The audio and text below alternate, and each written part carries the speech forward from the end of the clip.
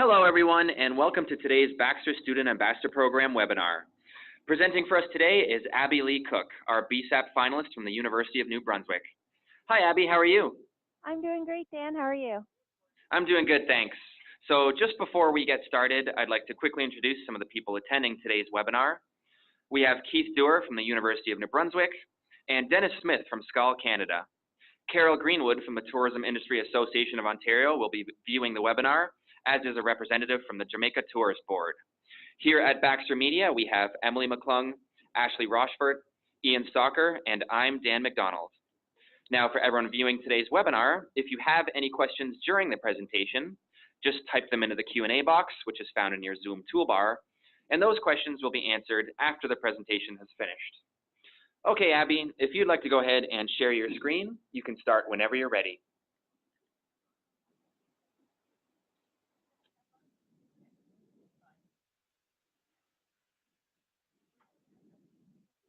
There we go. We can see it. All right. Thanks, Dan. Hi, everyone, and welcome to my Baxter Student Ambassador Program webinar on Jamaica. My name is Abby Lee Cook, and I'm a student at the University of New Brunswick St. John campus. First, I'd like to say thank you to everyone who is here joining me for the opportunity to speak to you today. The agenda for my presentation starts with a little bit about myself, then I'll dive right in. I'll tell you some general yet important facts about the country. I will talk about the headlines Jamaica has been making recently, and then talking about the different types of tourism available. I will finish off my presentation by going through what travel agents need to know in order to give confident and important travel advice to potential visitors to Jamaica.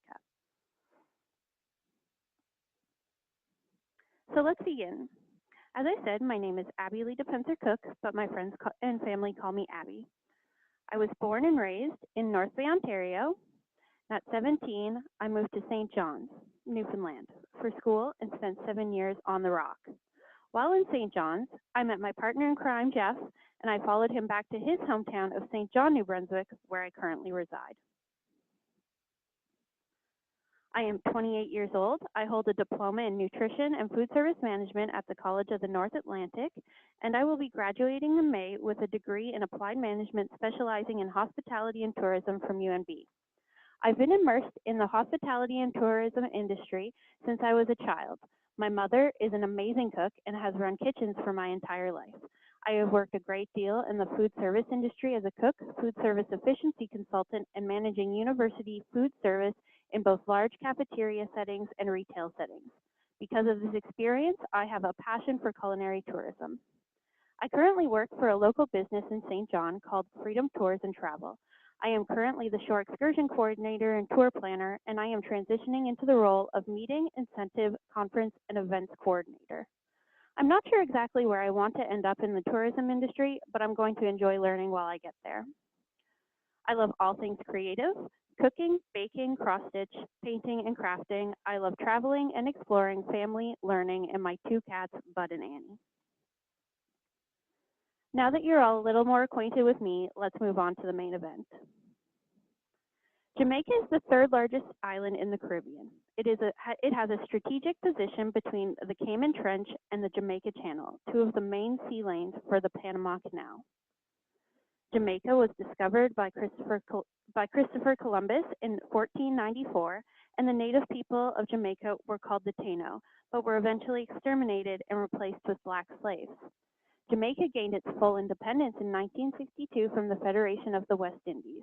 At this time, Jamaica's economy was deteriorating, which led to recurring violence, political upheaval, and organized crime and gang rivalries. Jamaica has 10,834 square kilometers of land. In the tropical areas of Jamaica, the climate is hot and humid, but the interior is pretty temperate.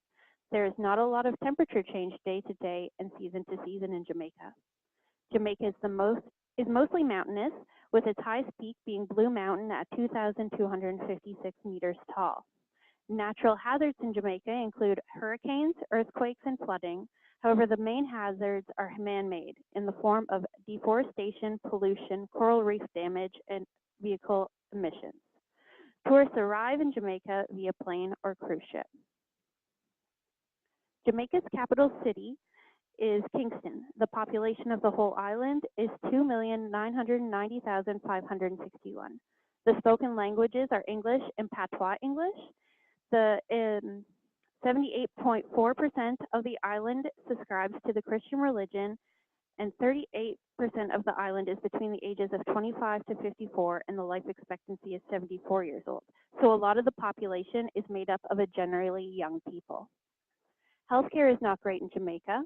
There is 0.41 doctors to every 1,000 people, with those doctors being mostly in city centers and not in rural areas. Finally, Jamaica's largest tourism industry is tourism. In recent news, Jamaica is one of several countries that has been affected by the Zika virus, which means pregnant women and women who are considering becoming pregnant should avoid travel to these areas where mosquitoes carrying the virus have been detected. This has had an effect on tourism in these areas. Young couples and honeymooners are tending to stay away from these areas. Another less heard of mosquito-transmitted disease that is also prevalent in the Caribbean is chikungunya. It shares the same symptoms as Zika, but also comes with nausea, vomiting, and lower back pain. As of January 18th, the Canadian government announced a travel alert for Jamaica, asking Canadians to exercise a high degree of caution when intending to travel to the country. After speaking with the business development officer for Visit Jamaica, she explained that the risk level hasn't really changed. There has always been violent crime in Jamaica. However, Canadians were not taking advice seriously and going out on their own and alone. There has been an increase in violence and murders in the area of St. James Parish, where a state of emergency has been called and a curfew instated to try and diffuse the crime in the area, but this area has always been plagued. This is affecting some parts of tourism in Jamaica's economy. Many cruise lines no longer call in Jamaica due to crime and a great deal of petty theft. This means a lot of unemployment in Jamaican port cities, which leads to boredom and more incentive to join gangs, which creates more violence in the area, kind of a catch-22. Jamaica is one of the earliest countries where all-inclusive resorts were built, and it reached overdevelopment quite early on. This has made locals quite resentful of tourists as they no longer have access to their beaches and their areas are overrun with tourists. This led to a great deal of harassment of tourists. Because of the advisory, prices for resorts and activities have decreased. Because of this, the travel agents where I work have been doing quite a lot of bookings to Jamaican resorts, specifically Negril, for example. Let's move on. There's a lot of different activities for all sorts of tourists in Jamaica. It is home to a great deal of water sports, from whitewater tubing, paddleboarding, lazy rivers, and surfing. Most resorts offer a variety of different water sports. Culture is a big reason that tourists go to Jamaica. It is home to Rastafarian culture, seen as a laid-back, relaxed lot, and associated with marijuana consumption. Rastafarianism is actually a religion and social movement in Jamaica that was developed in the 1930s. A fun fact is that the Rastafari eat a special diet called Ital. It varies on intensity, but is based around not consuming processed foods or red meat. Some Rastafari eat fish and dairy, however some go full vegan, so tourists will tend to see a great deal of Vital on menus. Because of the prevalence of religion in Jamaica, there are possible religious tours to take and various old churches and such to tour. Film and music-induced tourism is also popular in Jamaica. Bob Marley has quite a large following, and people come from all over the world to experience his way of life. Cool Runnings, the movie based on Jamaican bobsled team, is also a popular attraction. There's a Cool Runnings water park, as well as a bobsled ride at Mystic Mountain, Jamaica. Adventure tourism is prevalent as well. There are opportunities for parasailing and hang gliding, as well as hikes literally up and through the Dun River Falls with various excursions. Most resorts offer a variety of these excursions. Another interesting attraction is the Luminous Lagoon in Falmouth. The mixture of water from the Martha Brae River and the Caribbean Sea create bioluminescent microorganisms that, when disturbed at night, glow brightly. It is one of the 4 locations in the world and occurs year-round no matter the temperature of the water. There is also a program in Jamaica called Meet the People. This program will match a tourist up with a Jamaican who perhaps has the same profession or allows them to visit a Jamaican home and family. This is a program that was started by the Jamaican Tourism Board, and all participating locals are vetted, which means this is quite a safe, immersive experience for tourists. Leisure is by far the most popular form of tourism in Jamaica. The coasts are lined with resort after resort. The resorts are the safest place for tourists to stay, each offering vetted excursions and activities to make tourist vacations enjoyable. The famous 7 Mile Beach in Negril is the beachfront for many of these resorts. So it seems like I've covered most types of tourism, but who shouldn't go to Jamaica? Backpackers and individual hotel hoppers should not travel to Jamaica for their own safety. In my next few slides, the reasons will become apparent. Another group that should be very careful when traveling to Jamaica is the LGBTQ2 community. Sexual activities with members of the same sex are illegal in Jamaica, and violence against gay people is prevalent in Jamaica. If gay couples stay on resorts, there's usually no issue, but affection should be restricted when off resort. Also, Jamaicans are more tolerant of lesbian women than gay men. So let's move on to travel tips for travel agents to recommend to their clients. Just like with any other country, tourists should always travel with their personal belongings and travel documents secured, and they should not carry large amounts of cash or show signs of affluence. Leave the jewelry at home. You should take U.S. currency with you as well. Tourists should protect their cell phones as this is a popular item for theft. Tourists should also be vigilant and aware of their surroundings when withdrawing money, and be careful when paying with plastic, as skimming and fraud are prevalent. Tourists should never walk alone, even in the daytime, and be with a group of people that they know. They should also not go outside of resorts after dark for any circumstance. And public transportation should also be avoided due to crime. While Jamaicans are a nice and friendly people, tourists should still be wary of very friendly strangers. Harassment and sexual abuse have occurred to tourists. Tourists should make sure valuables are not strewn around their hotel rooms and that they are secured. And finally, water safety standards are not the same as Canada. Not all beaches will have lifeguards, and hazards in the water may not be made aware to everyone. Canadians must have an up-to-date and valid passport in order to travel to Jamaica. Tourists do not need a visa to enter, but anyone going for business or work will require one. On arrival to the country, proof of a continuation or return ticket and sufficient funds must be shown in order to enter the country. An immigration landing card also needs to be filled out. This is usually supplied at the airport gate or on the cruise ship and taken upon arrival in Jamaica. Anyone planning to work will also require a work permit. An airport tax must also be paid before leaving the country. The amount is about 1,800 Jamaican dollars, which equates to about $20 Canadian. Tourists can drive in Jamaica with an up-to-date, valid Canadian license. Inappropriate conduct, such as nudity and public drunkenness, are illegal in Jamaica. It is also illegal to buy, sell, or wear camouflage that resembles the police enforcement camouflage of Jamaica. Regular vaccines should be up to date, and there are no required vaccines. However, hepatitis A and B, flu, measles, and red fever vaccines are encouraged. Finally, no matter where you are traveling, tourists should always alert the Canadian consulate as to when and where they are traveling for their safety. With all these facts considered, how can an agent sell Jamaica? It is important to stress the safety of resorts and explain that there is risk at any destination that tourists travel to.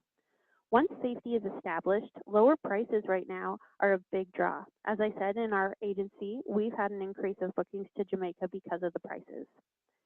The climate is also a great draw, with no large swings in temperatures and consistent year-round. Another draw is the people. The service on resort is excellent, and many Jamaicans are very nice and friendly. Something that attracts people is the fact that it is an English-speaking country as well. Jamaica also has really great food.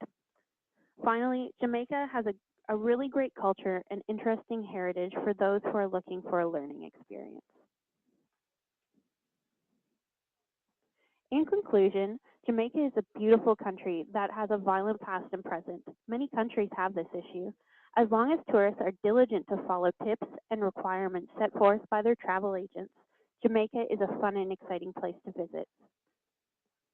Thanks for listening, everyone. I hope you enjoyed my presentation, and if anyone has any questions, I look forward to answering them. Thank you so much, Abby. Thanks. So we'll allow anyone sign in by computer to submit any questions they may have into either the chat box or the Q&A box. Okay.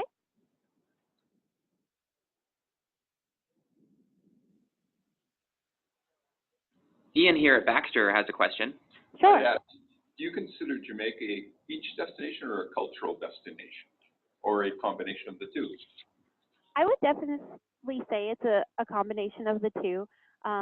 The culture of Jamaicans definitely revolves around their beaches. As I said, they were a little upset when resorts started moving in and taking over their beaches, and a lot of the big communities are centered around the coast. But with the Rastafarian culture, there is a lot of culture here. There's a lot of really interesting history here. So I think it's a great spot for those looking for cultural tourism and for leisurely beach tourism to go to. Terrific, thanks. Thank you. Thanks, Abby.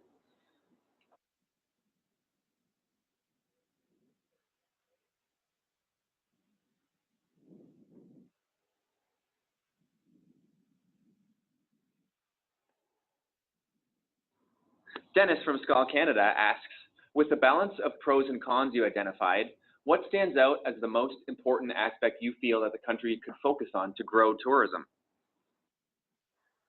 I really think right now with the alerts that the Canadian government has put out, that the country really needs to focus on creating a safe environment and a safe feeling for tourists, making sure that employees in the tourism sector are vetted, are well behaved with tourists, are not associated with any gang affiliations, and really making sure that when tourists go out of their resorts, that they feel comfortable being able to take in the different culture and being able to have that authentic Jamaican experience without feeling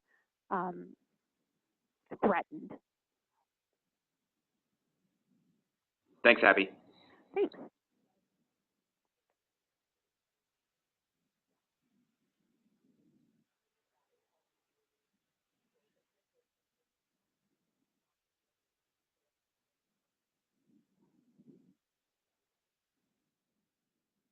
Okay, I do believe that's it for the questions, but I'd like to thank everyone that attended the webinar today. And Abby, thanks again so much for presenting for us. Thank you. And also thank you for participating in the 2018 Baxter Student Ambassador Program, and we shall be in touch shortly. Perfect. Thanks so much, Dan. Thanks, everyone. Thank you. Thanks. Thanks, and Dennis says thanks as well. Oh, thanks, Dennis. Okay, take care. Bye.